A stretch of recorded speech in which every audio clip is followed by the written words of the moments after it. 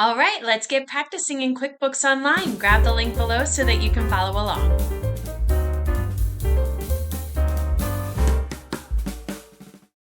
All right, here we are in the QBO Gym, and the QBO Gym is a set of numerous exercises for you to complete that help simulate real-life scenarios that you may encounter as a bookkeeper. And every single month, we come out with a new set of exercises, and we have them broken down into 4 different categories.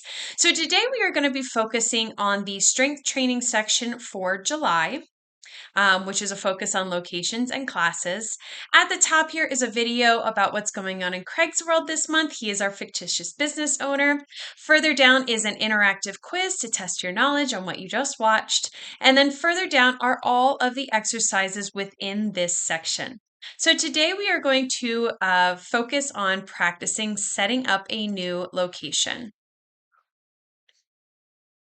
We are going to be in the sample company. This is where we always work. If you are not sure how to get into the sample company or get your own free QBOA account, go ahead and click on the link below in the description. So our scenario today is that business is booming. So Craig has decided to open another location. This location will have the same name, but it will handle its own invoicing. So the new address, as well as a different phone number and email address, need to be on all of his sales forms for this location. So let's see how we would set this up. First, we want to turn on the locations feature. To do this, we need to go to the gear icon and then select the account and settings. So here I am in the sample company. This is the dashboard. Up on the top right corner is the gear icon. Go ahead and click on that. And then under your company, click on account and settings. You are then going to go to the Advanced tab, and then in the Categories section, turn on Locations or Track Locations, leaving the location label as is for right now. Okay, so here is the Advanced tab, and we have Categories. So go ahead and click the little pencil, and we are going to Track Locations. So just toggle that on. This says Location, go ahead and leave that as is, and then click on the green Save button. And that has now been turned on. Go ahead and click on the X to get out of it. And now we need to set up the locations now that we've toggled that on. To do that, you're going to go to the gear icon and then select all lists. So the gear icon in the same place again. Under list, click on all lists. And then we are going to go into the locations list. So go ahead and click on that, which is down here.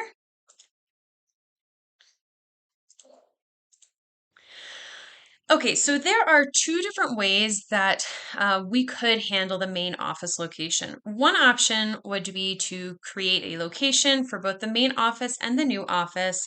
And since currently all transactions in the system are for the main office, if you did this, you would have to change the location to on of all of the existing transactions, which using the reclassify feature is definitely doable and something that you may want to consider for the future.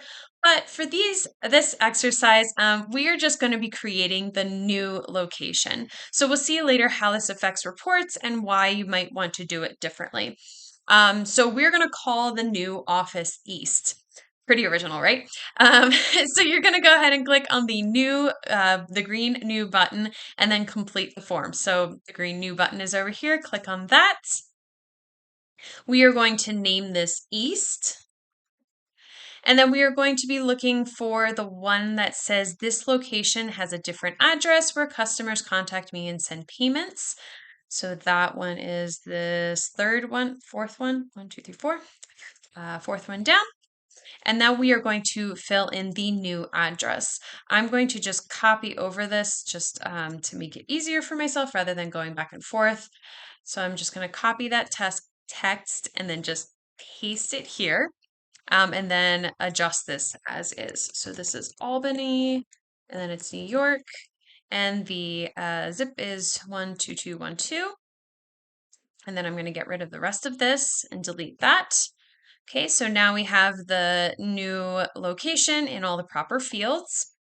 And then we are also going to be updating the email and the phone number. So the next one we want to click on is this location has a different email address for communication with customers. So that is this next one. We're just going to leave this as is with the default, so don't worry about changing that.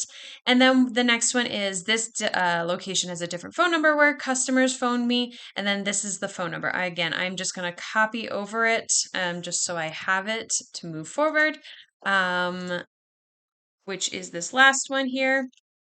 You do not need to put any dashes in there. If you're typing it all the way out, it'll fill it in for you. And then now we have saved our location. So go ahead and click the green save button. And let's move on. So next we will assign a few existing transactions to East. We could just open each transaction and change it there, but for the purposes of this exercise, we're going to use the reclassify tool just to see so you can see how that works. So we're going to click on Accountant Tools and then select Reclassify Transactions. So the Accountant Tools is right up here at the top. And then you're going to, under Tools, click on Reclassify Transactions. And this will appear. Now we have, there is one customer, Pies Cakes, that will need to be reclassified to the East location. QBO will default to just looking at the last month. And if you've been working in a sample company for a while, you know that they are always changing the dates. So to find this transaction easily, the one that we're looking for, we're going to search for the entire year. So in the From field, we're going to change it from the year that it is to the previous year. So this one, if you just click into it twice, then you can just backspace and then do 1 year different from what is in the two. You can tab over so that you see that it has been changed. And then in the two, we're going to leave that as is for the last day of the month, which is right there as we had. And then in the customer vendor dropdown, we're going to select Pies Cakes, and then we're going to click on the Find Transactions button. So go ahead and click into the arrow and do a search for Pies Cakes. There it is. And then go ahead and click on the Find Transactions button. And here you will see the two from the last year. So we want to actually select them all and click on the checkbox on the top grid so that you can do that, and then click Reclassify. So just click on this button here. It selects all of them, and then you can click on the green Reclassify button. Now we are going to just go ahead and change this to East. So you only need to adjust it in the one dropdown, which is the change location to. Go ahead and click into this and you will see East. Go ahead and add that and then click on the green Apply button. And it has now changed that location to East. Now that we've done a customer, now we're going to do a vendor. Hall Properties, they need to be reclassified as well to the East Coast location. So click on the vendor, the customer dropdown again, and look for Hall Properties, and then we're going to find the transactions. So leave the date as is. And then for here, we're going to search for Hall Properties. Now, if you start scrolling down and you don't see, oh, where's the H? There's no H, there's no Hall Properties. That's because all the customers are listed first and then the vendors are listed under there. So you just got to keep on scrolling until you find Hall Properties and then go ahead and click on the Find Transactions button. And there we go. We have that transaction. We are just going to go ahead and click on that and reclassify as well. So click on the checkbox there, reclassify, and we're going to do the exact same thing that we did before. So change location to East, and then click the green Apply button. And there you go. It has now been changed. That location has been adjusted. All right, so now that we have classified a few old transactions, let's create some new ones. We're going to start with an invoice. So to do this, click on the plus new button and then select invoice. So the plus new button on the left nav bar, and then under customers, select invoice. And this will appear for you. Notice that even before you enter any information on the new invoice, the location is listed as East. And that is because East is the last location we used. The new one that we used. It could have been Main or the main one that didn't have anything, or the east that we just created. We just did something that related to east. So because that's what we were doing in reclassifying. But it's true that no matter what you are doing, locations are not tied to a customer or vendor addresses. It's only the last location, the last thing that we were working on. I'm going to show you right here. That location is right there, east. So now we are going to go do an invoice for Pies Cakes. So go ahead and add Pies Cakes in the customer field, and then in the product service field, we're going to add Rock Fountain. So we're going to do Pies Cake if you want to start typing that in. And then for the product and service, we're going to go ahead and type in Rock Fountain. There it is. And this is populated for us. Now to see this new address, we're going to go ahead and click on the print or preview button, which at the bottom down here on the black bar. Go ahead and click on that, and then go ahead and click on it again so that you can see how it appears. Here is that new address for the east location. That's how you know that you have the correct location selected. You can always do a preview and see what that invoice is going to look like. Keep in mind that the phone number that we entered is not going to appear, but you can always customize your invoices to include it. We're not going to go do that today. That's a whole nother step outside of this exercise. So for right now, you can go ahead and just close, which is the X up here. And here we are in the invoice. We are going to create an invoice for the main office next. So just go ahead and click on the Save and New button.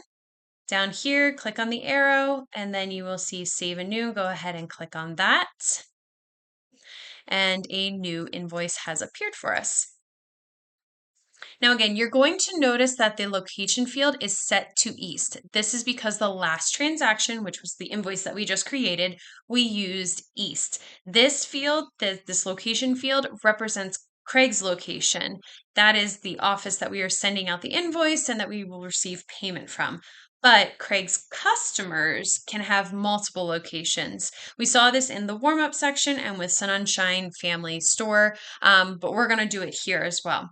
In the sample company, Freeman Sporting Goods is set up with 2 different locations. So we are going to use one of them for this invoice. So go ahead and choose in here, scroll down, and you see that there are the 2 right here. Go ahead and click on the one that says 55 Twin Lane, and this will appear, this information up here will appear. We will say that for this invoice that it's coming from Craig's main location. So we need to, in the location field, delete east. And then in the product service, we're going to select Rock Fountain and then print and preview just to see how it looks. So again, in this location field, go ahead and click into it and just delete. Okay, and now that is for the main location. In the product service, go ahead and click into it and go ahead and do Rock Fountain. And there it is appearing. And now if we go down here to the print or preview and then click on it again, you will see that it has gone back to the other date or the other address, which is the main address. And that is what we wanted for this invoice. So go ahead and close out of that one. And let's move on. Go ahead and click on the green button down here and click on Save and Close. All right. So now we're going to create a bill for the new East location. To do this, you're going to click on the plus new and then select bill. So the plus new button here, under vendors, select bill, and this will appear. Now you will notice that this time there is no location selected, and that is because our last transaction that we just did had no location because it was for the main office, not east. That's why nothing appeared. So remember that this field is for Craig's location. The location that we selected in the last transaction was Craig's customer location. When we had to choose that 55 Twin Lane, that was for Freeman, but the location for Craig was the main. So that's why there was nothing there. And you will see that that is why it's here as well, because it's just picking up where we left off in the last one. And you can always adjust it. Yeah, let me just make sure that's clear that you can always adjust it, whether you want it to be in the main or the east. It's just defaulting based off of what we did in the last transaction that we were just working on. So in the vendor field, we're going to go ahead and select Hall Properties, and then the location is going to be the east. So here, click in and go ahead and start typing Hall. And then we are going to make this location east. Now, what you will notice in addition to the name and address is that the category details grid is automatically populated from the last bill from this vendor. And that's right here. And that's because it is due to having the pre-fill function set up in the accountant settings. You can turn this on or off. But if you want to see what was on the last bill and automatically populated, that's where you would go to turn it on. The location, however, is not saved because even when you save this transaction, the next one you create, it will go by the last location you use, not the location for this vendor. Okay, so it's not tied directly to a vendor or directly to a customer. It is based off of how you are working as a bookkeeper, what you just did in your last transaction and what you created. It's going to just keep going in that thinking that it's the same location. Again, you can adjust it every single time if you need to. So we're going to go ahead and click on the Save and Close button and then exit. Close out of this, which is the green button down here. Just go ahead and click on that and then click on Save and Close. Okay, and then finally, let's see how you can actually pay some bills by location. If Craig is keeping separate bank accounts, this would be a very useful tool. So go ahead and click on the plus new button and then select Pay Bills. Plus new button, and then under vendors, you're going to click on Pay Bills. We are going to filter it and use the location dropdown to be east and then apply it. So here, click on filter, and then for location, go ahead and click into that and select east and then apply it. And you will see that that bill that was just that we had just created is here. So we're going to go ahead and click into that little checkbox there because we are going to pay that bill. So all you need to do is just go ahead and hit Save and Close. Green button down here, Save and Close. And that bill has now been paid. And if you have any questions about the QBO Gym, just go ahead and click on the link below in the description. Be sure to leave this session of the sample company open as you will need it for the next exercise in this section, which is all about setting up classes for income transactions. And I will see you in that next video.